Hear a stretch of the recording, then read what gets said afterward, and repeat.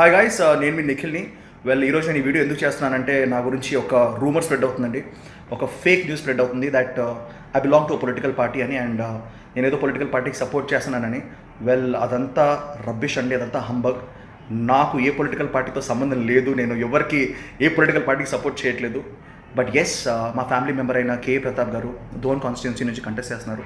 So ఆయనకి వెళ్ళి నేను విషెస్ చెప్పడం జరిగింది. అండ్ అక్కడున్న లోకల్ పీపుల్ తోటి మా అంకుల్కి ఓటేయమని చెప్పి అడగడం జరిగింది. బికాజ్ అతను చాలా చాలా మంచి పర్సన్, ఆయన ఆనెస్ట్ పర్సన్. అండ్ ఆ ఏరియాకి అతను చేసిన సేవ కానివ్వండి, వర్క్ కానివ్వండి, చాలా గొప్పది. అండ్ నాకు ఎప్పటి నుంచి తెలుసు, ఆయన నో ఫ్రమ్ 20-25 years. సో ఆయన ఎంత మంచి పర్సనో నాకు తెలుసు. సో ధైర్యంగా అడగడం జరిగింది. మంచి వాళ్ళు పాలిటిక్స్లోకి రావాలి, అది ఈ పార్టీయా ఆ పార్టీయా ఏ పార్టీ అనే సంబంధం లేదు. ఎక్కడున్న మంచి వాళ్ళు, మనకు అందుబాటులో ఉండే వాళ్ళని సపోర్ట్ చేసే డ్యూటీ, బాధ్యత, రెస్పాన్సిబిలిటీ మనదే.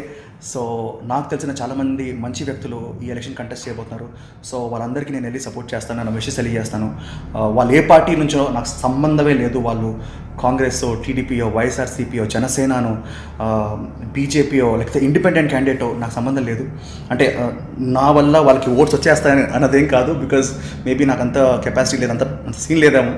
బట్ ఒక యాక్టర్గా కాదు, ఒక మూవీ యాక్టర్గా కాదు, ఒక యంగ్ ఇండియన్ యూత్ లాగా ఏదో చేసేలాంటి తాపత్రయం ఉంది కదా. సో దానికోసం నా వంతు కృషి నేను చేస్తాను.